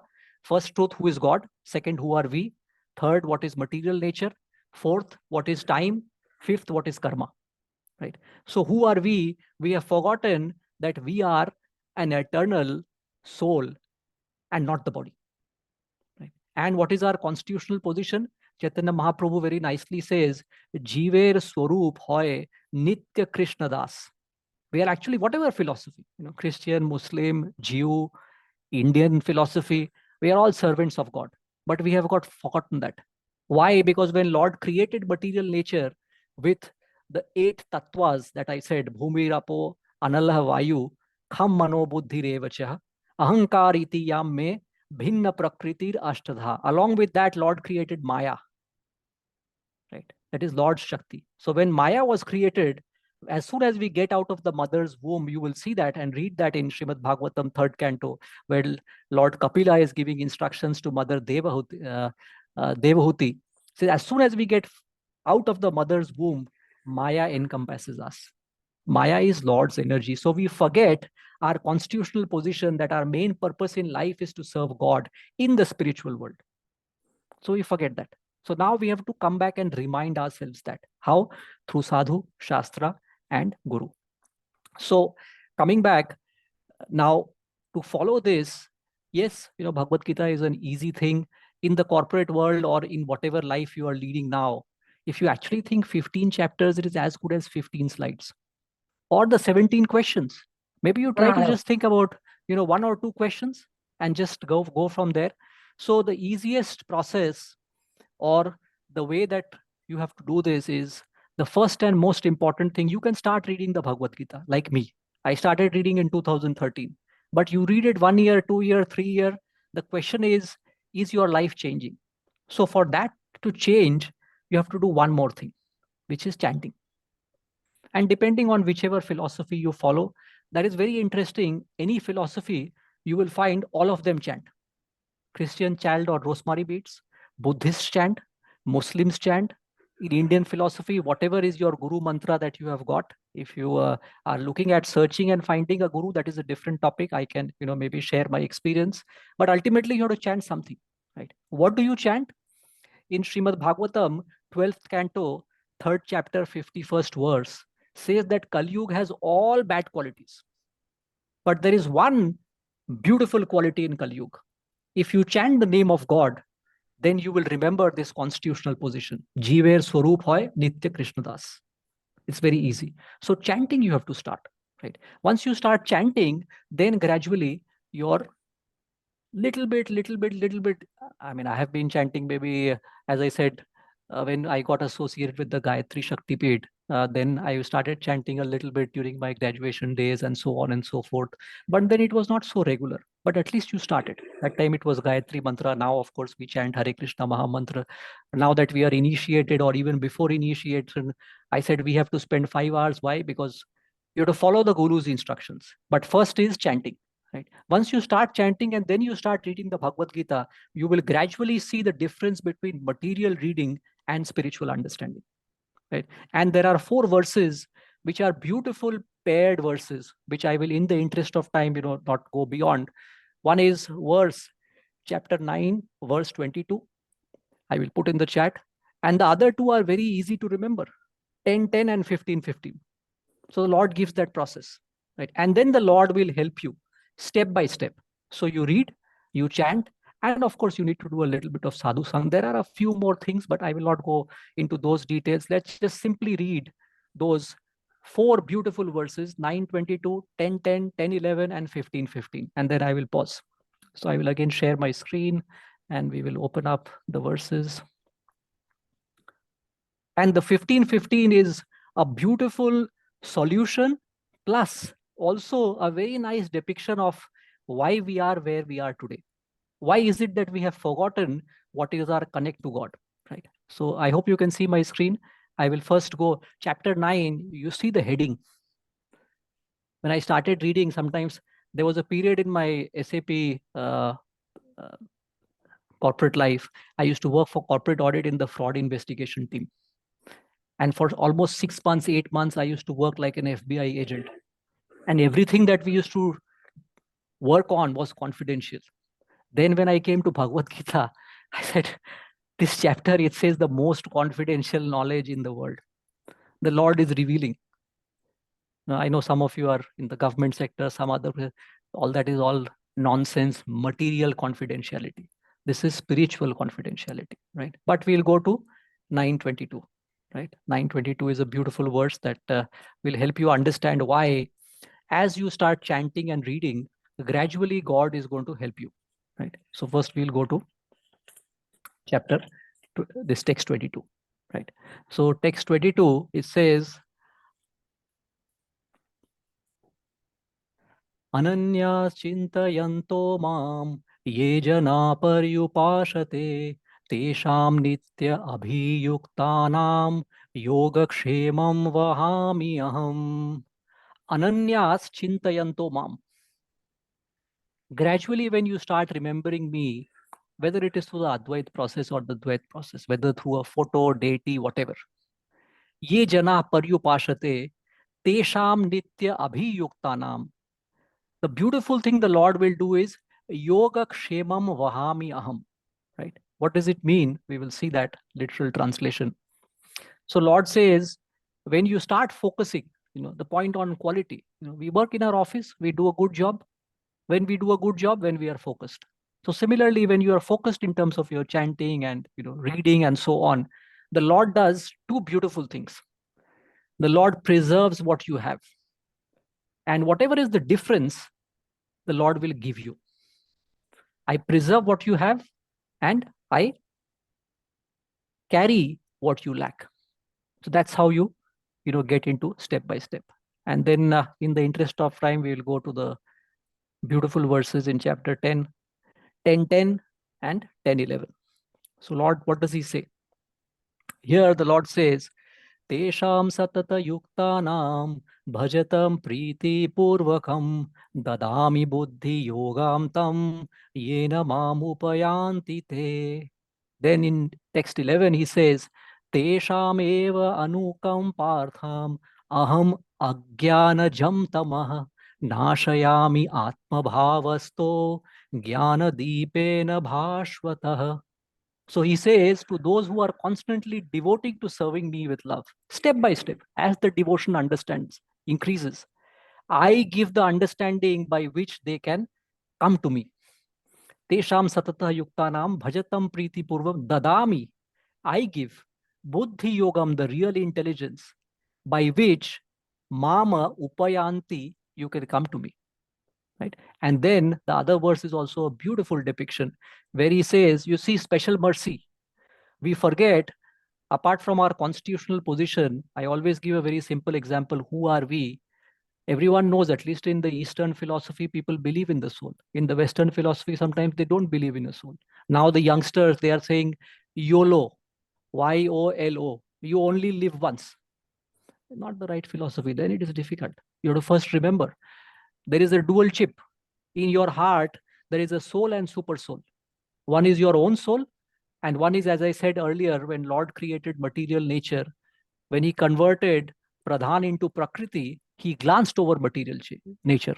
That's why in every particle in the universe, there is a God particle. That's the super soul, right? So the Lord, that's why repeatedly he says in Bhagavad Gita, I am dwelling in your heart. And as soon as you start chanting and reading and doing this sadhu association, and of course you have to do a few more things, which I won't go into because it might become a little bit controversial, but he says, Jnana Deepena Bhashvata, Nashayami Atma Bhavasto, this thing that you have forgotten, what is your constitutional position, this thing that you have forgotten, Aham Brahmasmi, I am the spirit soul, I am not this body, you will actually remember. And I will destroy your ignorance with the shining lamp of knowledge. that ignorance which is born, because as soon as you were born, you were under the prakop of Maya.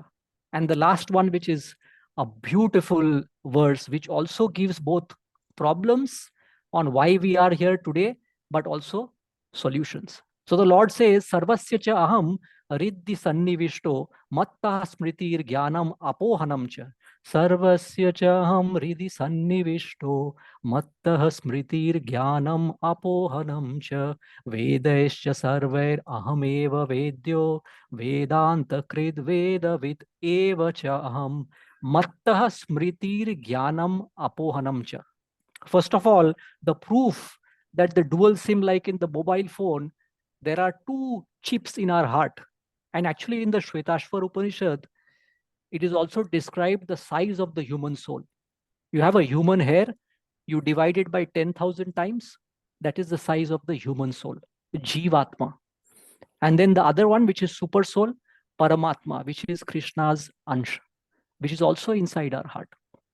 So he says, I am seated in everyone's heart, and from me comes Mattah smritir jnanam apohanam cha. Mattah smritir, mujhse aata hai smriti, remembrance, jnanam, knowledge, apohanam, forgetfulness.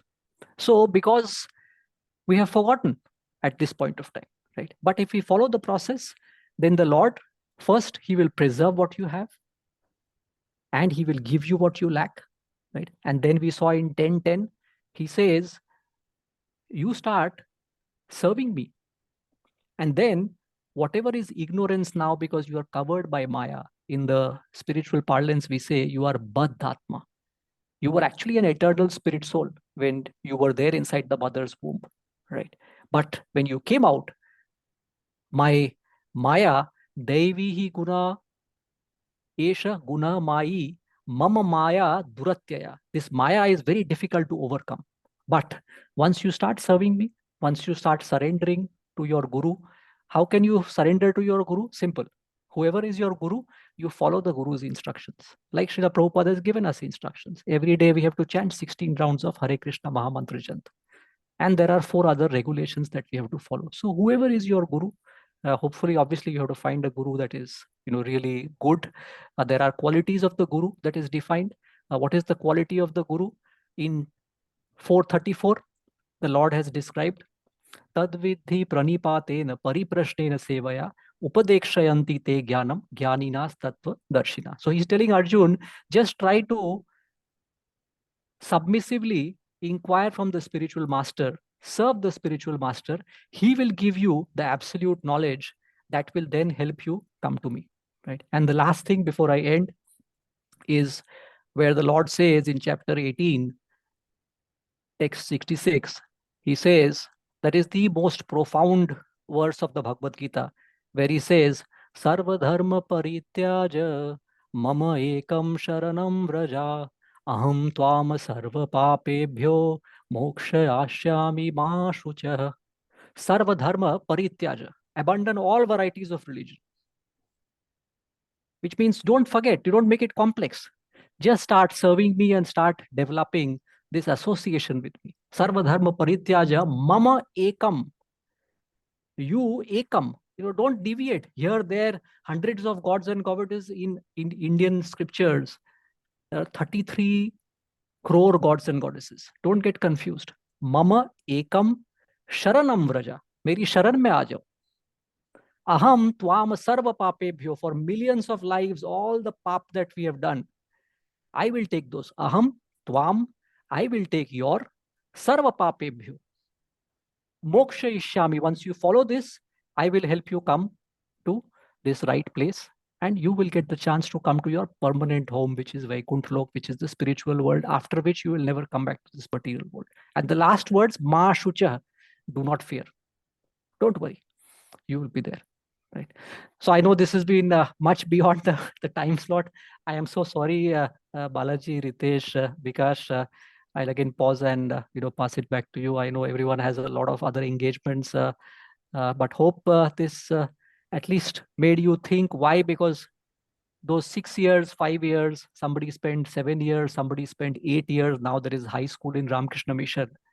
Somewhere there is a seed of little bit of spirituality that has come with all of us, right? And you can go to my LinkedIn. I am learning from Balaji. It is not that I have given up my corporate life. No, we're trying to do that. But that doesn't mean you cannot follow a spiritual life. You can do both. And that is probably the main message that I would want to outline. And again, whatever mistakes I have made, I know there are many people who are much more learned than I am in this field, or anything that I have said which is offensive. Sometimes it may be direct. Please forgive me. And I'm so thankful that you gave me a chance to come here and speak about this subject. Wonderful, Absolutely, Anand. you have been so Ananda, thank you engrossing. so much. Wonderful. Super duper. Absolutely wonderful. So Anand Das is your, adopted name now? I mean, how does it work? Yes. So we all get a name after we get initiated. So that is the initiated name, Anand Leela Das. Yeah, Das is always a constant, because as I said, Jiver Swarup hoy Nitya Krishna Das. So we have to always remember that. So nice. I mean, you reiterated so many things. Joto Mot Toto Path is such a universal statement to begin with. I mean, and then that surrender part, which is common, because I mean, the way you read Bhagavad, I mean, I do a lot of Durga Saptati from Markandeya Purana. Almost everything is replicated over there. Absolutely. I mean, over there, Absolutely.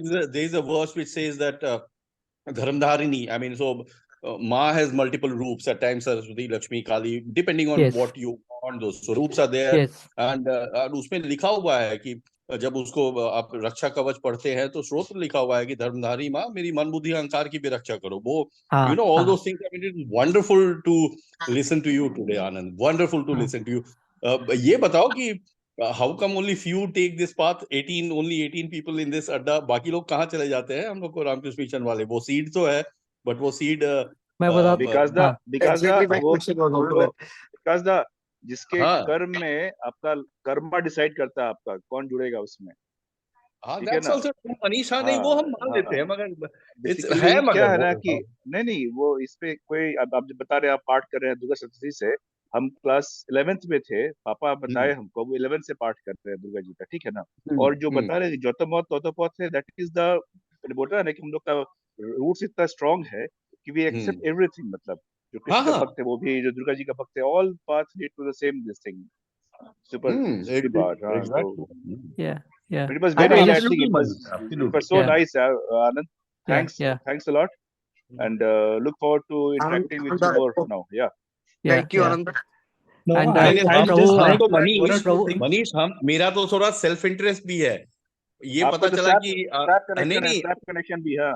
हाँ, SAP वाला तो वही हमको लग रहा है कि मेरा AI जो है ना वो चैट जीपीटी और बार्ड से बेटर होने वाला है. ये तो पक्का होने वाला है. हम तो वही जब SAP देखे रहे, आप ही का याद आया हमको. विकास दा का नेटवर्क का बंदा निकला है.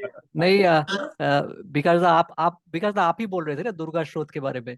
Right.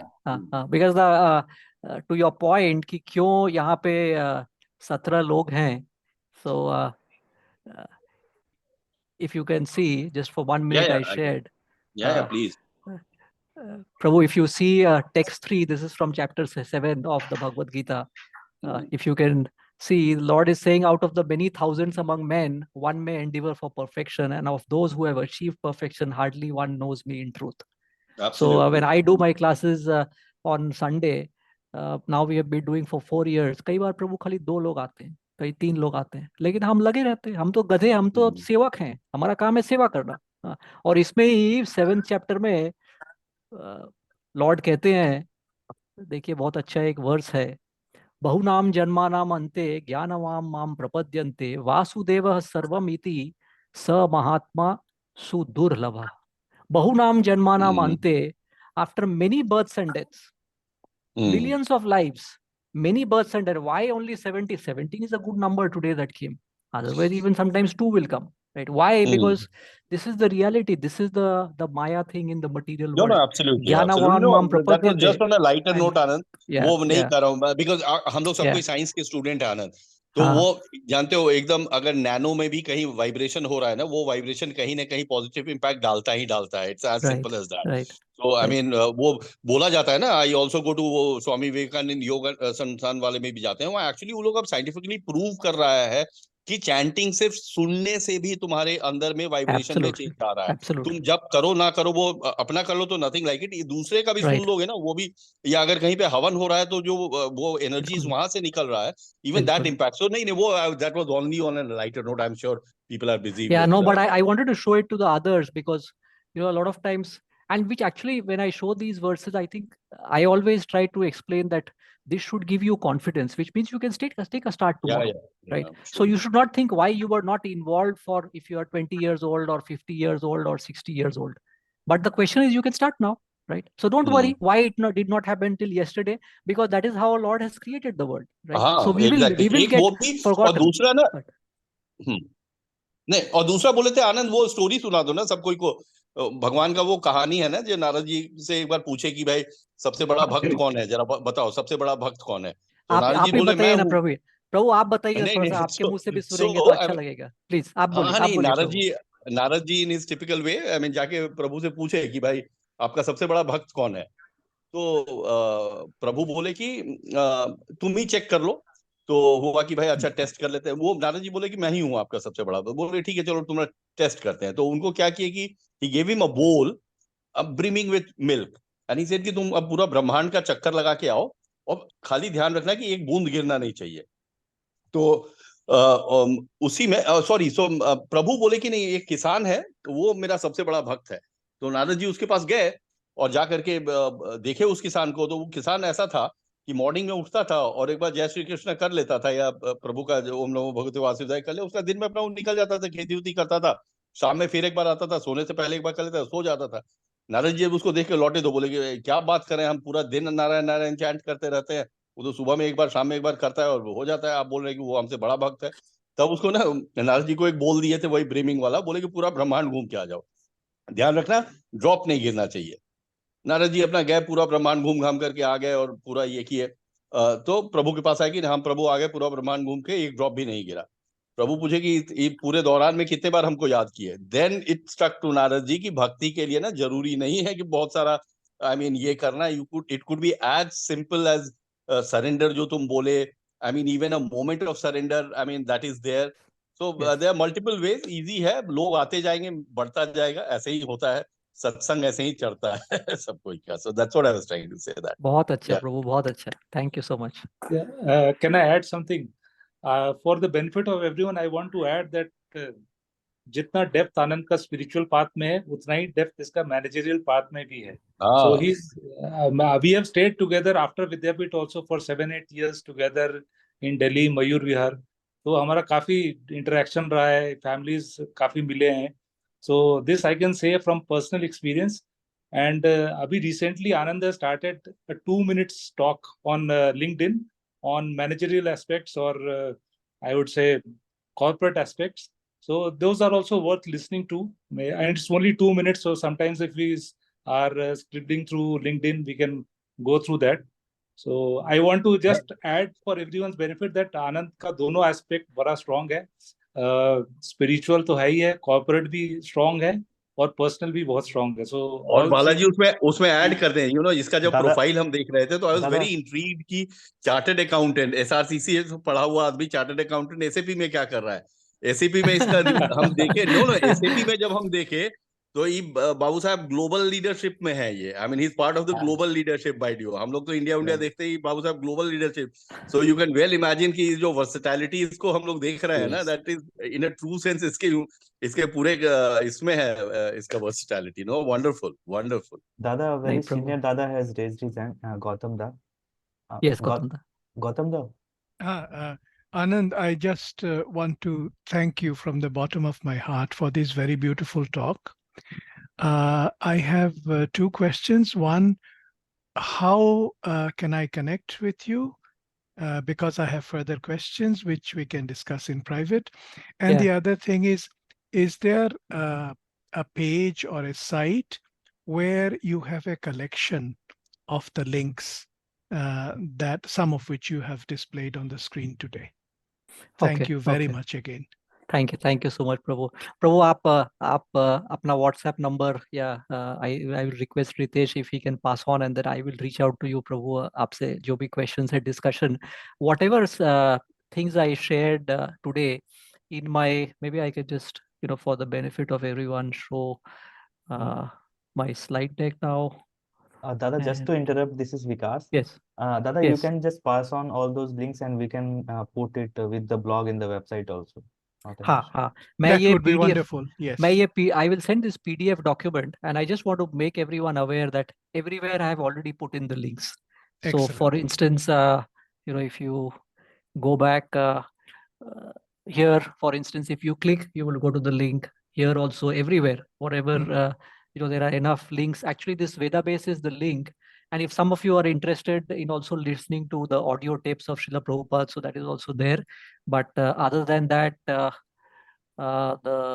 thing that I talked of, wherever there is a highlight, so सब links मैंने internally build कर दिए हैं, because ताकि अगर किसी को भी देखना है तो आप यहाँ पे click करोगे तो आपको links मिल जाएंगे, whatever I have shown.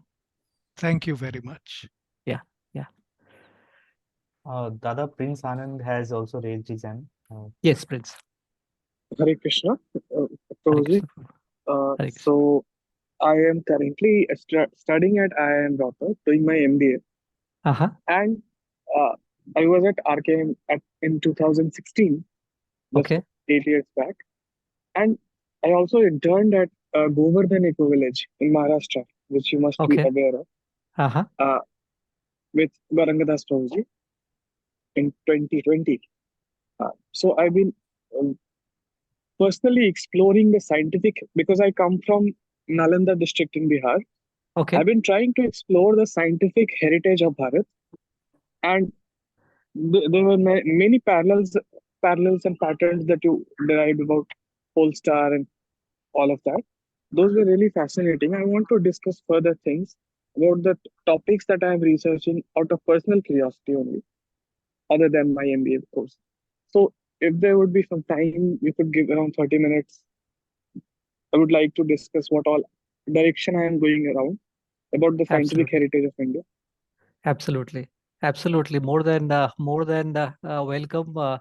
And just because you mentioned about the Indian part, so of course there are so many things that you can think of, but specifically, all of you know that what is the name of India? And I think last year we had some controversy where some people were not happy that the government was trying to bring in Bharat Varsh more in the limelight. So, but we are all aware that India is called Bharat Varsh, right? Some of us may remember, some of us may not remember, but this Bharat Varsh term has come out of the famous king, which is Bharat Maharaj.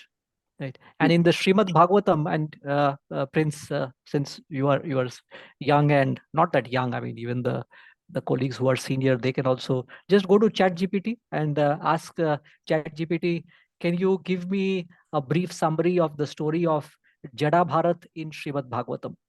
Jada Bharat. So you will find the story of Bharat Maharaj. I always say that is the first thing that we can remember. Of course, there are so many things about India, but the fact that how did the name come, Bharatvarsh? So it came from Bharat Maharaj. And why I say the story of Jada Bharat, Jada, and Bharat, because some of you may know, some of you may not remember. Bharat Maharaj, he was also a very great disciple of Lord Krishna, or the Lord. So what happened is, like those kings used to do in those days, they used to finally give up their kingdom and go to the jungle to have their final stage of Vanaprastha and Sannyas. So Bharat Maharaj also left his kingdom and he said, now is my time to get liberated. So he went there and he had a lot of tap that he did. But there in the forest, one day he saw that there was a small deer who actually was being hunted. And the deer somehow escaped from the other animals. And then Bharat Maharaj, he became very fortunate and he became very fond of the deer. So he started taking care of the deer and so on. And as he started taking care of the deer, his attachment towards the deer increased. So what happened is, when he was leaving his body, he was remembering the deer. So he was very near to moving from material world to spiritual world, but he's a great example of the fact that what you think at the end of your life, which is Bhagavad Gita chapter 8, that is what will help you transmigrate into your next body. So in the next life, he became a deer. But there was one benediction that Lord gave him is, even though you were born as a deer, you will still remember all the austerities that you have done in your past life. So directly he did not get the chance to go to Vaikuntha. He had to take intermediate, more births. After he gave his life as a deer, he then was born as a human being in a very prestigious Brahmana family. But he told himself that this time I am not going to take any chance. I am going to be Jada Bharat. Jada Bharat, which means he acted as if he is a mentally retarded child, although he was an educated person. So from childhood, he had other brothers and sisters. He said, I am going to act and my parents will think, मैं तो गया गुजरा हूँ, मेरा कुछ भी नहीं होगा. So he used to sit at one end. Why? Because he said, this life I am going to only in my mind pray to the Lord so that this time I get liberated. So that was the story of Jada Bharat. And then Jada Bharat was, at one point, he was asked to take the palanquin of King Rahaguna. King Rahaguna was the king at that time. So he was asked to take palki carry karne ke liye bola. So he was not carrying the palki properly. So King Rahaguna got angry. He asked his people, why is it that I am getting so much of ups and downs like the bumpy roads sometimes in India, in some places? Now, of course, the roads are wonderful. So then he reprimanded Jada Bharat. But in the end, Jada Bharat gave him a spiritual treatise. That is the time that he realized that he is such a pious man. So that was the life, the last life. Before then, Jada Bharat could go back to the spiritual world. So I just thought I will tell that story before we finish. So reach out to me, we can discuss. Thank you so much. There was one more hand. I think Abhishek Prabhu had raised the hand. Yes, Prabhu. Hi, Ananda. Namaskar. Namaskar. Basically, I don't have any question in particular, but I would like to thank you for such a beautiful session. And definitely, I will go through this video once again, once it's posted on the YouTube, because I was in office and probably I missed some of the parts. Sure. But I would like to know if you have any like YouTube channel or any other channels where you share your videos or something like that. I also have, since the LinkedIn link has been posted, so anyhow, I have sent you a request to connect. Yes. And yes. definitely, if you have any links or if you have a web page, you can share it and then we can discuss. Yeah. Also. Yeah. Yeah. If any of you Thank are you interested, again, I don't want to force any of you. I'm just sharing our Hindi YouTube channel where I have the slight opportunity to do our classes every Sunday, which is at 1:30 India time. And I'm just trying to look at the chat. I can share that. You could also listen to some of the videos. I think there are about maybe 150, 200 videos. There are some interesting storytelling that we do. And if some of you are interested in Bengali, then we also have a Bengali YouTube channel, which I am just sharing the link. Balaji, you can close the class in between. I'm just trying to type in quickly what I have. So you will find nowadays we go live on YouTube. So the YouTube links that I'm sharing with all of you, if you are interested, then let me know. Otherwise, in this, you will find videos. Last year we used to go on the video part. Now we usually go live streaming via YouTube. So you will go to two of the tabs. One is the video and one is the live. The live ones is where you will find mostly the last 4, 5 months or 6 months of the classes. Before that, you will find there. I've also put a slide deck in my deck where you will be able to go to specific classes. Like I have a class on the 17 questions. There were 2 classes on the 17 questions on Bhagavad Gita, plus some of the other stories, like story of Ajamila, story of Avanti Brahman, Prahlad Maharaj, Dhruv Maharaj. You will get those there. Right. Thank you so much.